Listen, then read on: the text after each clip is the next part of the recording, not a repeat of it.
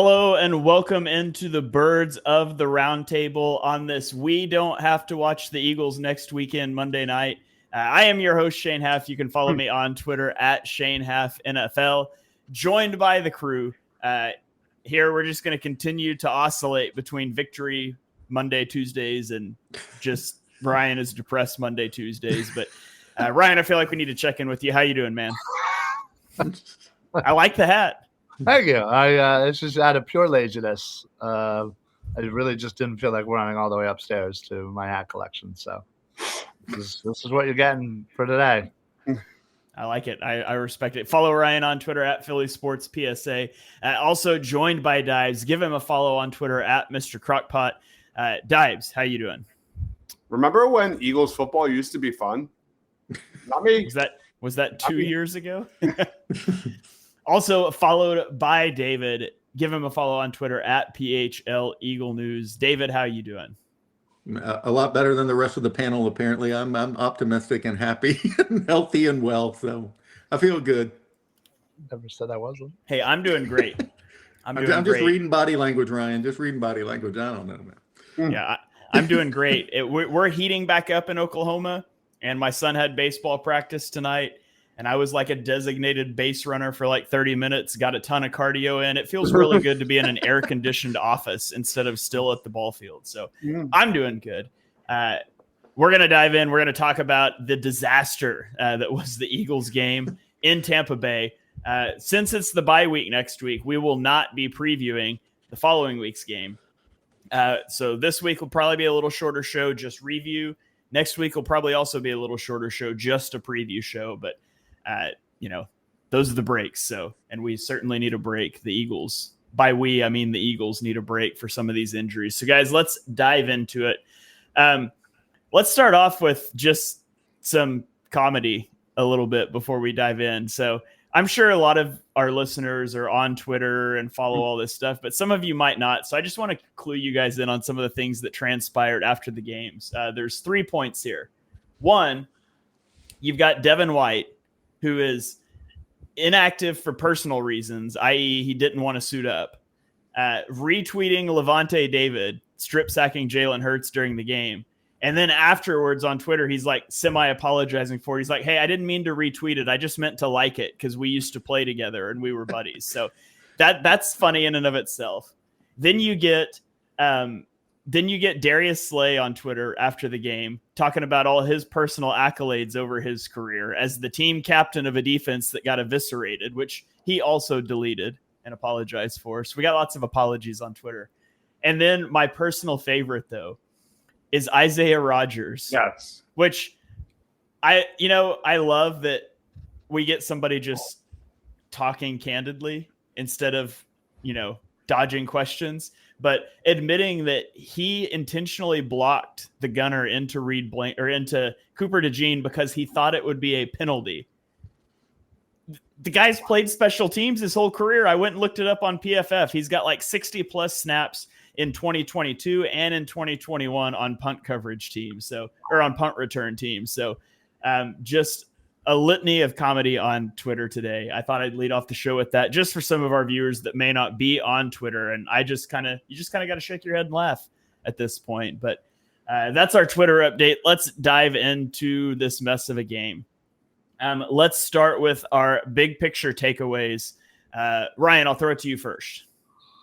I think we knew the defense was going to be a hot mess this year. And honestly, I thought the first 3 games, they, for the most part, played with a lot of heart. It seemed like that was missing yesterday. And I'm not sure why, but it just seemed a little off.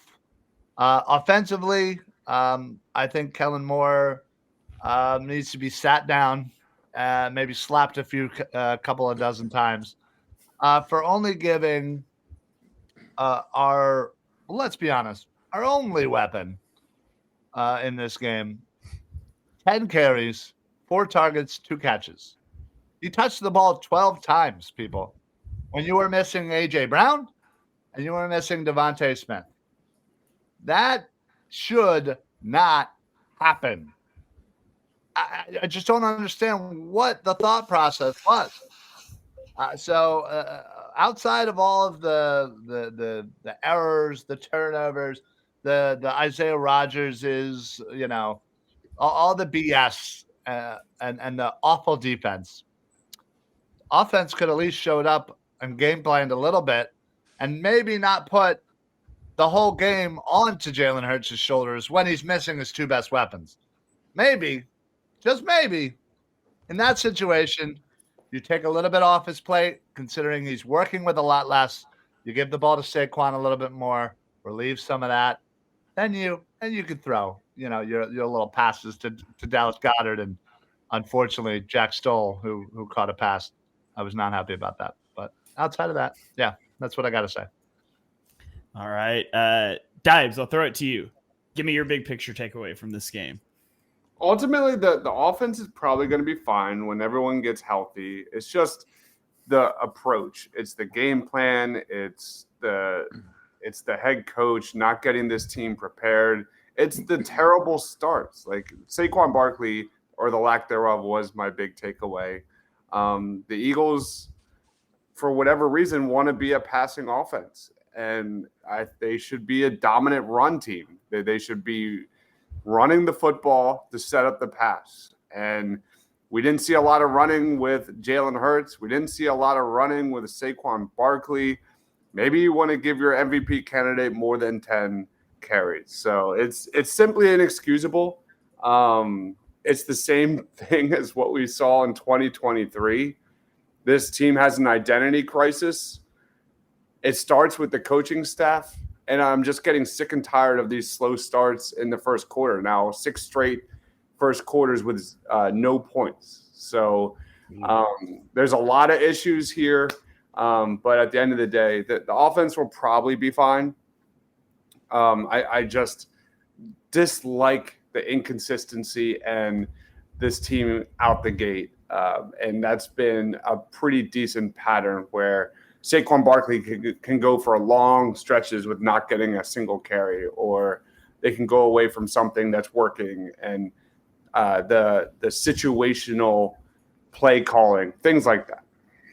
Yeah, I went today and looked back at the Eagles' first 3 offensive and defensive possessions. And so far this year, they've trailed after 3 possessions in 3 of 4 games. They've lost the turnover battle in the first 3 possessions in 3 of 4 games. Even if you remove yesterday, they had a turnover differential of -5 in the first 3 possessions. They've been outscored.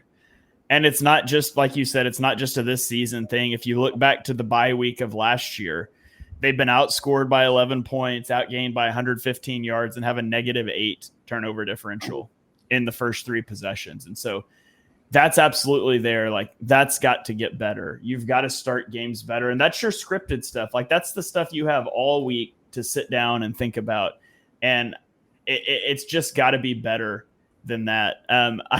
You mentioned the Saquon Barkley stuff, and I posted a meme on Twitter the other day after the game, so I just want to show it to you guys here. This is it for me. Those of you that are maybe just listening, it's the Star Wars, the 4 panel, and it says, we're missing our top 2 wide receivers, and so you say, so you're going to feed the ball to your league leading running back, right? He just looks at her. It's like, right?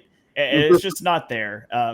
That was really disappointing for me in a game that was set up like that. That was how you approached it in the beginning. So, Dibs, you threw your hand up. What did you want to say there? They got to start getting yards on first down. Way too many times yesterday we saw the Eagles team throw on first down and get nothing from it. Whereas Saquon is getting a ton of yards at a historic clip for the Philadelphia Eagles. Like, you saw the Bucs getting manageable third down after manageable third down because they're getting significant yards on offense on first down. Whereas the Eagles, they get stuck in these third and longs, and it's the same script every year. So they have to figure that out. Yeah, I mean, heck, that first drive, they only forced Tampa Bay into 2 third downs. on a 70-yard plus drive. It wasn't even they were getting to third down. They were handling their business on first and second. That's all they needed. The defense was that bad. Mm-hmm. Yeah. The Eagles currently they're about middle of the pack in the NFL in terms of neutral down pass rate. So it's not that they're just not running the ball, but generally I think I like throwing on first down. It's just not what I would have chosen yesterday down Devontae Smith and A.J. Brown. But David, what's your big takeaway coming out of this game and into the bye? I'll save my offense and defense for when you ask that in a minute. But my biggest takeaway other than that is the deals and the moves that Howie Roseman made during the offseason that everybody thought were going to be such big splashes.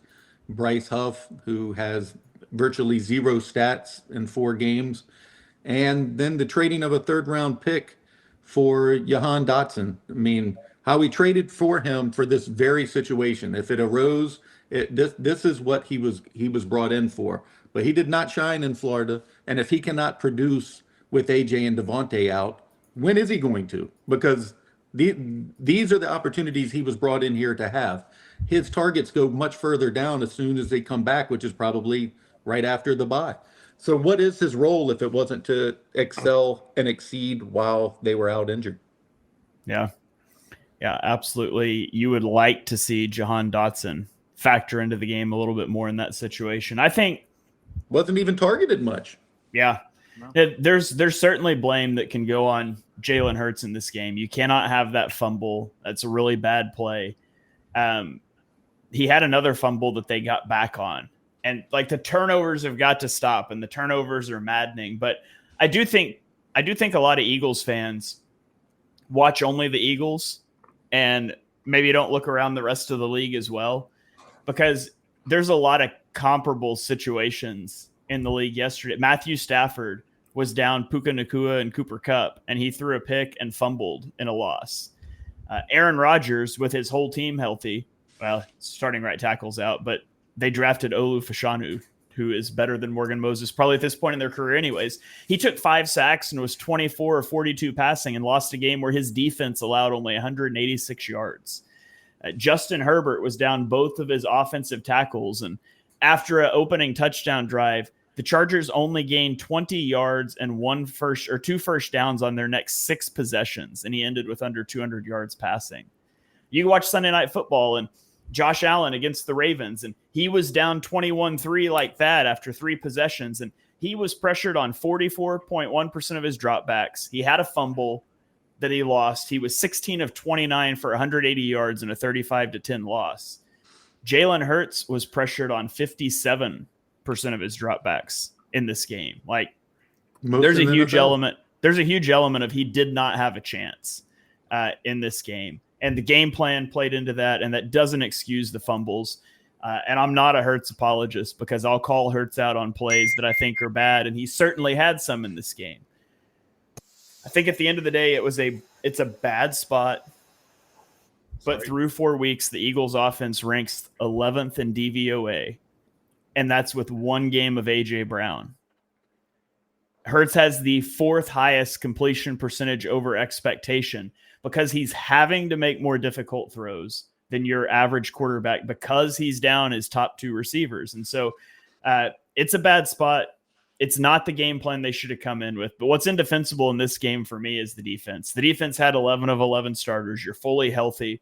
And you came in against a guy who has the 2nd fastest time to throw in the league, the 4th shortest average depth of target, and you just let him throw to the flat, and you let him throw to the flat, and you let him throw to the flat over and over and over, and you never challenged him. You never adjusted. There's a lot of talk about Nick Sirianni and Jalen Hurts. There's rightful criticism there. I'm on the record that I would have let Sirianni go last offseason, so this isn't me defending Sirianni.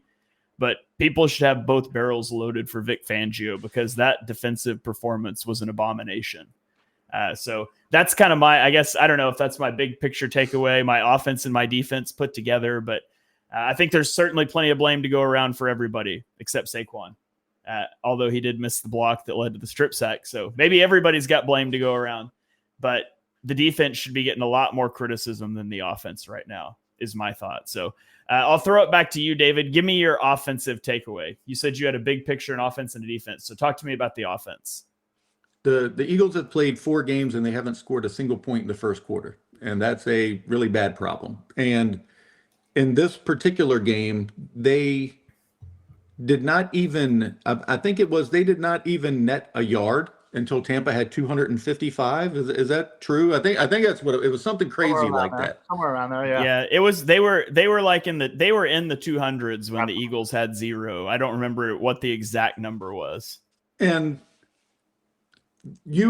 especially yesterday with the game that's like 105-degree field temperature, they had 3 3-and-outs to start the game, and the defense is right back out there. And this is not to excuse the defense, like what you just stated. Every single thing about that is correct. But when they go out there for 12, 13 minutes of the first quarter because the offense cannot produce anything, 3 3-and-outs, it's putting everybody in a tough spot.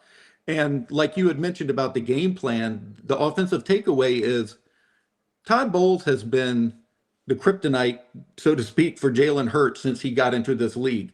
And you know what they're going to do, and they combat it with nothing. 57, 58% pressure on every down. And I don't think he threw an interception when he was facing the blitz, but I don't remember how many times he was sacked, 5, 6 times out of it, including the strip fumble. I mean, it was like they went into this knowing what was going to happen, and they just allowed it. They did nothing to combat it.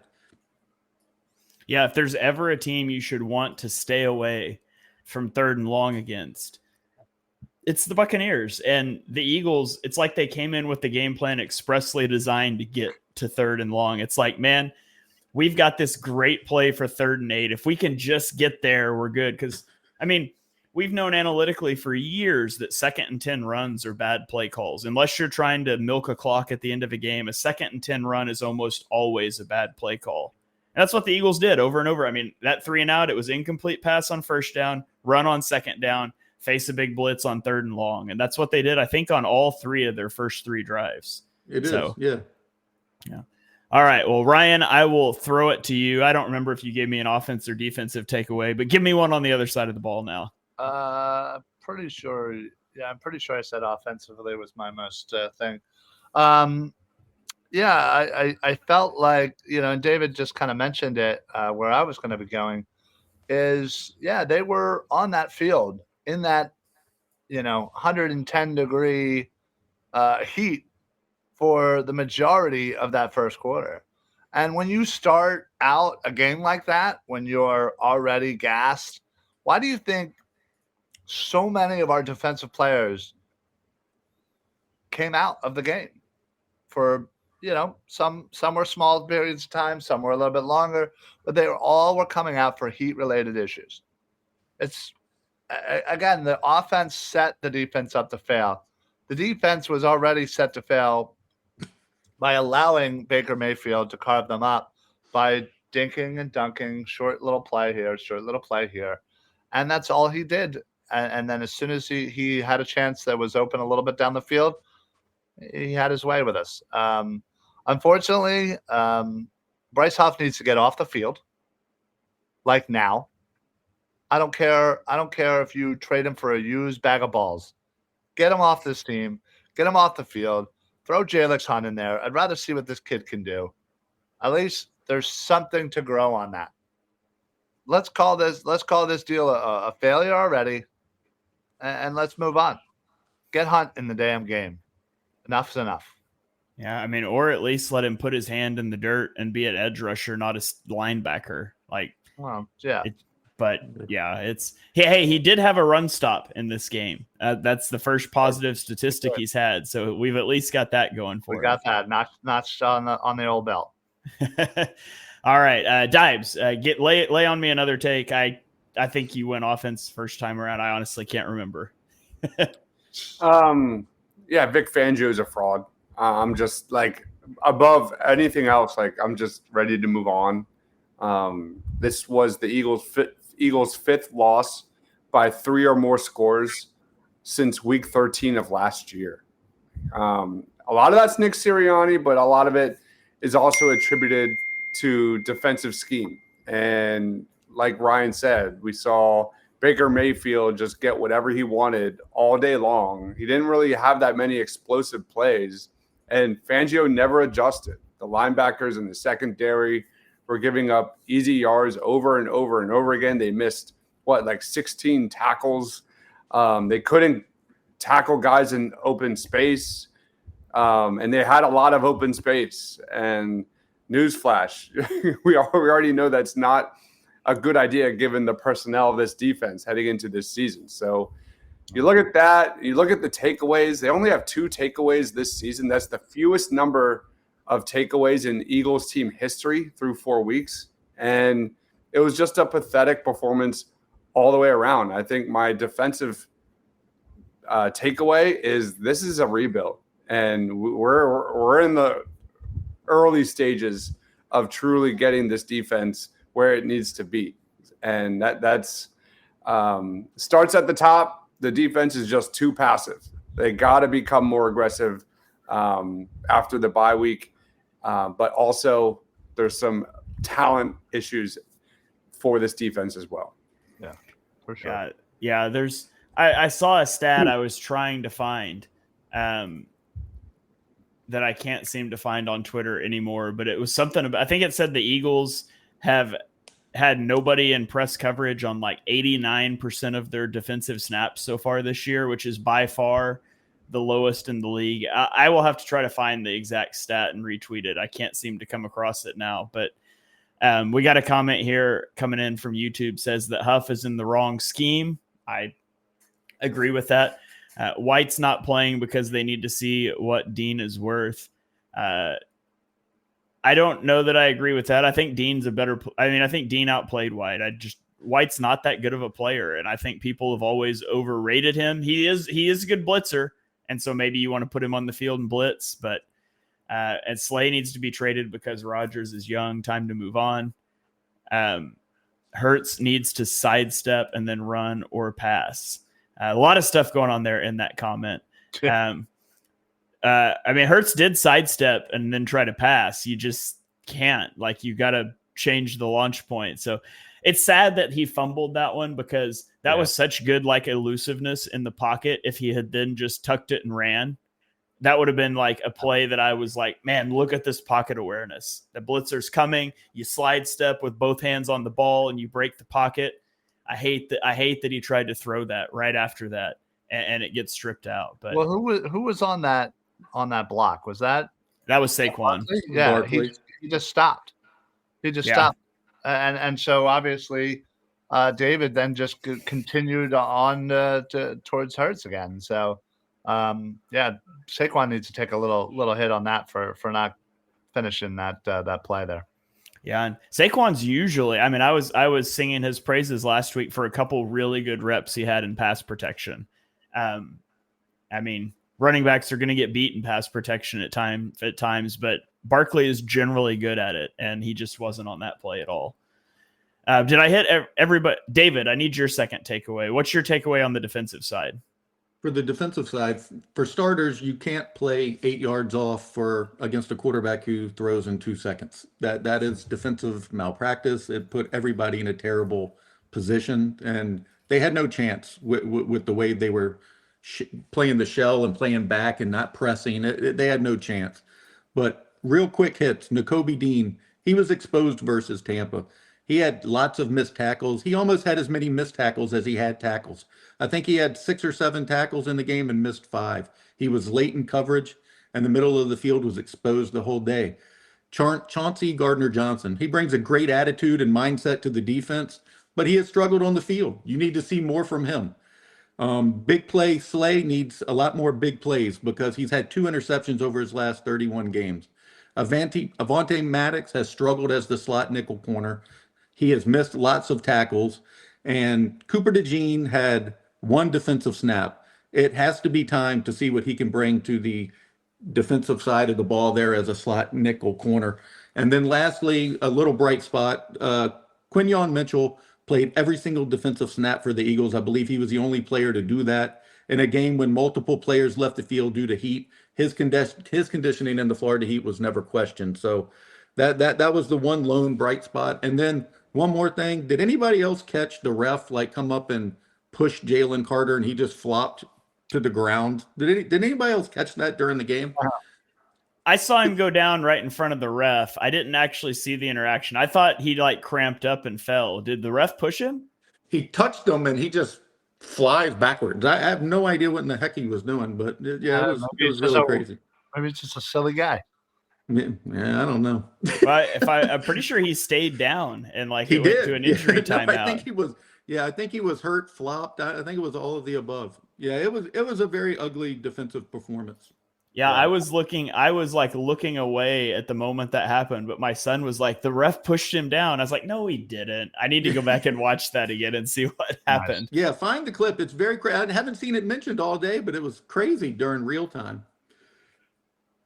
Yeah. I'm ready for Cooper DeJean. I would love to see him on the field. I think he helps your run defense. And that's one of the bigger things. Like, the defense's really good performance was against a team that does something no one else in the NFL does, and that's basically refuse to run 11 personnel. The Eagles have got to be able to stop the run with their nickel personnel against 11 personnel. That's the root. That's one of the roots of all problems. That and just being so passive with your defensive backs. Like, those are the two. I mean, I feel like there's an easy solution on the other one. Let your defensive backs get up closer to the line of scrimmage. I don't know what the answer is for the run defense. Other than going to single high safety looks, which is something that Fangio is just not going to do much at all. So yeah, and I didn't mean to leave out Nolan Smith. Nolan Smith and Bryce Huff combined for 40 pass rushing snaps, and they managed a single pressure between them. He's struggling too. He sets the edge good. Blah, blah, blah, but he is not doing what he was brought in here to do, and that's to get to the quarterback. And I am probably the biggest Nolan Smith fan that I know. And so it kills me to say it, but they're really struggling. Like I said, to open it with all these Howie Roseman additions, everybody was singing his praises for all these time, but a lot of these guys, they got to start paying off because these are starting to look in hindsight like some really questionable moves. Yeah, they're not panning out right now. Anyway. And I will say, in Nolan Smith's defense, he might have had the best coverage rep of the day of anyone on the entire defense against Chris Godwin. He definitely did. Yeah. Yes. I mean, it was ridiculous that he was even in that situation. Right. Like if you're gonna drop an edge into coverage so you can blitz a linebacker, I'm cool with that. Unless you walk that edge rusher out over a slot receiver pre-snap and tip it all off, and then I'm very out on that. But low key, like, wasn't bad coverage for an edge rusher on Chris Godwin. He was sure as heck of a lot closer than Avonte Maddox was. Definitely. And Jalix Hunt only played 5 snaps, but he blew up the tight end on one of those plays, man. He disrupted an entire sequence there. So that was exciting to see. I don't know if he's going to continue to get any more, but like Ryan mentioned earlier, I think they should find a way to get him on the field a little bit and see what you have. Please.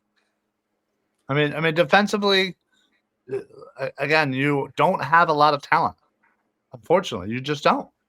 You have a lot of. I actually think they have talent that's being completely misused in a lot of ways. I mean, could any team could use more talent, but sure. I think Bryce Huff could exceed if he was put into a more favorable situation. And I thought that this week would be that week. Next to the quarterback? No, in a 4th-down point stance. I mean, everybody's not going to be able to play linebacker like Bond did when Fangio moves him back. I mean, he is just completely out of position, and he's not doing what he did last season. And I think it's hard to expect him to be as effective as he was with the Jets when you're completely misusing him. Yeah. Two things are true. Huff's been atrocious this year. The Eagles are also asking him to do an entirely different thing than he did with the Jets for 2 years when he was good.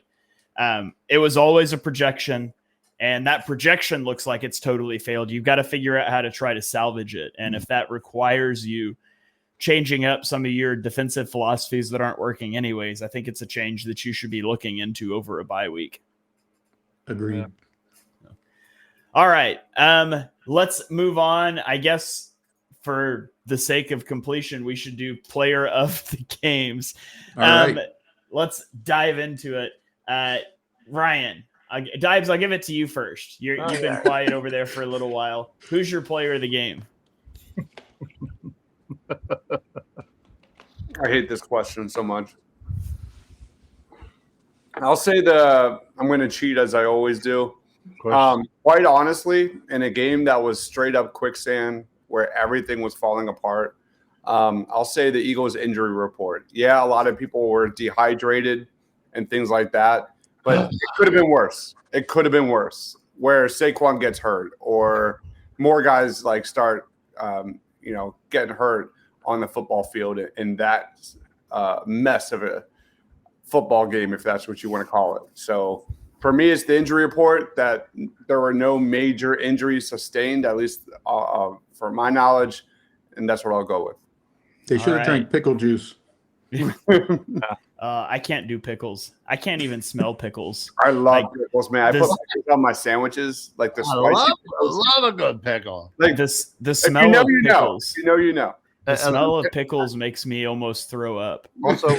Also, the greatest drink ever, picklebacks. Like a couple weeks ago, I went to Chick-fil-A and got a sandwich, and I asked for no pickles, and I got it to go and brought it home. When I got home, I realized there were pickles on it. Nice. And so I got rid of the pickles, but I also had to throw away the bread that the pickles were touching because there's too much like pickle juice seeping into the bread. It's all I can taste. So I ate the Chick-fil-A sandwich with only one piece of bread. I cannot do pickles, period. So if it's between leaving a game with cramps and drinking pickle juice, I'm sorry. I'm a bad, like the hydration chart that they have, like the good teammate to you're just a bad person.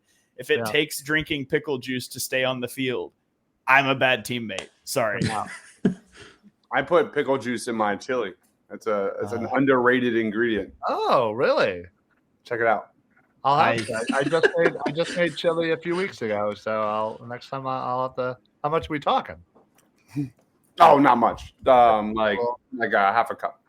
All right. Well, I'll give it a shot. Ryan, what you do is when you make your chili, you brown the meat, you get it all put in and you simmer it for a little bit. And then you get a half a cup of pickle juice, and then you dump that down the sink, and then you eat your chili. Okay. And it'll still taste good. That's the way to go.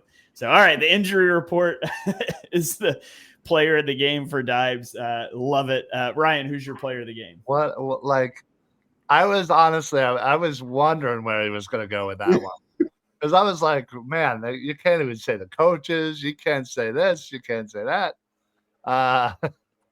But listen, it has to be Saquon. Even though he was limited in his touches, he still had 84 yards. He had 100 total yards. And, again, he is an offensive weapon that we need to feed. I mean, that 60-yard run was absolutely amazing. But, yeah, we need to figure out how to become a running team. All right. So Saquon, David, who do you have? My player of the game would have been the rookies handing out pickle flavored water ice from Rita's during the halftime. But since they didn't do that, I'm going with someone on the Tampa Bay Buccaneers who really impressed me. And that is the 85-year-old Tampa Bay Buccaneer offensive coordinator, Tom Moore. He was on the sideline in that Florida Heat at 85 years old, running an impressive game plan, whipping the Eagles' tail, and proving that age is just a number. I was absolutely floored when I saw him on the sideline, and I was like, he kind of looked familiar, and I Googled him, and he was with the Steelers during the Steel Curtain days and won 4 Super Bowls. Yeah. He won a national championship in the 50s. This man is 58 years old, moving, doing everything he's supposed to do. Motion is lotion, baby. 85, never quitting. Player of the game. He beat every young, bright mind in the NFL. So thus far, 2 of our 3 players of the game are not players. Right. Yeah. I'll give it to Keely Ringo on the Eagles because I rarely watch games at a sports bar, but I did yesterday, and that was the only moment of the entire day there was cheering from Eagle fans is when Keely Ringo ran back the 2-point blocked point after attempt. So, yeah, by the way, Isaiah Rodgers flew around the edge on that. Maybe they need to try him out at pass rusher. That's all I'm saying. That's all I'm saying. Came in there I like untouched. I like it. It's worth a shot. I mean, I feel like we should give a shout out to Ben Van Sumeren, two-way player, getting a snap at fullback. Ultimate team player playing out of position there. I'll give mine to I had someone I was going to give it to because I knew Saquon would be gone, and now I can't remember who it was. That tells you what kind of a game it was. Right. I'll give it to Josh Sweat. I thought Josh Sweat. Nah, I'm not going to give it to Josh Sweat. You could give it. Quinyon. You could give it to Josh Sweat. Quinyon had some good moments. I'm going to give it to Jordan Mailata. I thought Jordan Mailata played. He gave up a sack in this game, and it was a bad sack. Outside of that sack, though, he played really well. And again, it's backup right tackle, but all the pressure was coming in on the right side, and outside of that one snap, Jordan Mailata pretty well held down the left side. So I thought Jordan Mailata played a pretty solid game. He had like an 80 pass block grade from PFF on the day, and so I'll give it to Jordan Mailata. There's a few guys that played good though. I thought Quinyon played well given what he was asked to do. I thought Slay was decent. Slay's kind of bad in run defense, but he had some good reps in coverage as well. It's just hard given the mess that game was. So what's up, Dives? I'll add Cooper DeJean as a player of the game. I mean, given how bad Avonte looked on those missed tackles and in coverage, it's time to put your high pick on the football field. Give me Cooper DeJean as they got to try something new. I feel like the Eagles came into, sometimes you try to play chess when everybody else is playing checkers and it just doesn't work. Mm-hmm. I did think, given the 105 heat index and all that stuff, I thought it was an interesting outside the box strategy to try to wear down the Tampa Bay offense by putting them on the field so much in the first half. And it didn't work, but maybe it worked and everybody thinks that you're like some evil genius. It's like, what if the next time it's 110 degrees, we just purposely go 3 and out the entire first half? Yeah. So the whole offense for the other team gets cramps, and then we just walk over it in the second half. It didn't work, but hey, you got to shoot your shot sometimes. So there's always that too. Yeah. Well, I will say poor Cooper DeJean, who unfortunately the Eagles missed a lot of tackles, but he got tackled twice by his own teammates. So and both of them led to fumbles. Yeah. So that was. Oh, no. The second one didn't lead to a fumble. The second one, it just knocked him out of the way. But yeah. Yeah, exactly. But still, I thought that was funny. He just got absolutely railroaded by 2 of his own teammates. The same 2 guys, by the way, who teamed up to block the extra point and run it back for a touchdown. Yeah, I know, right? Yeah. They at least quasi redeemed themselves. Yeah. Oh man. Well, hey, this was a more fun show than after the Atlanta game, at least. So yeah, that one hurt. I was bad. That I think this just goes to show the age-old question of would you rather get blown out or lose, that gut-wrenching last-second loss in a close game. I think you'd rather get blown out. You can just start processing and making jokes earlier. So Absolutely. Well, thank you guys for joining us for this Monday night edition of Birds of the Round Table. Always enjoy hanging out with you guys in the chat. Win or lose, it's always a fun time, except after the Atlanta game. We're going to throw it around the horn here for plugs. Final thoughts, if you guys have any. David, I'll throw it to you first. Plug your stuff and tell the people what you got going on. You can find everything at PHL Eagle News. I started a new weekly piece called Eagles by the Numbers, where I'm just looking at stats and dropping little tidbits about things. I try to go through numbers 1 through 20 and find something that goes along with that. Like for number 19 this week, that's how many yards were allowed to Mike Evans by Quinyon Mitchell in coverage. I just try to find little stats like that. You can find it again. I'll post it at PHL Eagle News, Philly Sports Network, Metro Philly newspaper, whatever. But yeah, you can find it all there. All right. Be sure you're checking out David's stuff. Ryan, what about you? What do you got going on? I'm still waiting to hear back on my application to clearly the Irish mob with my new fancy hat. But outside of that, Mondays is a pretty busy day now that we're doing this show here, or at least temporarily. 6 o'clock, Football Smack Talk show, 9 o'clock, Party on Broad with this guy up here. And then tomorrow you can check me out Armchair Scouts on the Eagles Pinpool Network. And then, of course, Sundays, again, with this guy. I can't get rid of him. We're doing another Party on Broad college football edition. Kind of similar, but we're looking at Eagles targets and players of the week. All right. Be sure you are checking out all of Dibes and Ryan's college football content. It's great stuff. Dibes, what about you? What do you got going on? You can go check out my shorts of winners of the week. I put around 7 to 10 of them every single week in college football. Those are fun. My final thoughts on this is just the pass rush, the lack of the pass rush. If the Eagles double dipped at defensive back last year, I'm double dipping at edge this year. Give me 2 6'5", 6'6" guys that can set the edge going forward, and that's my final thought. All right, Dibes onto the draft already. Be sure I was literally, I'm not lying. I was doing a mock draft during this show. It was just you saying you can check out my shorts like you wear them and then auction them on eBay. Me and David clearly had the same sense of humor because we both looked at each other and just started bursting out laughing. Yeah, we'll pass on checking out your shorts this week, but all right. Well, thank you guys for joining the show. Be sure you're following the Eagles Pinpool Network. You get this podcast. You get my film review with Johnny. You get Eye on the Enemy, Armchair Scouts, post-game shows. There's all kinds of stuff on the feed. Chalk Talk already dropped this morning with Mark and I breaking down all the other action in the NFL. You also get Phil's daily morning updates during the week. So be sure you subscribe. 5-star ratings and reviews. Very much appreciated. Follow these guys on Twitter. He is at Mr. Crockpot. Ryan is at Philly Sports PSA. David is at PHL Eagle News. I am at Shane Half NFL, and we will catch you guys next time. Go Birds.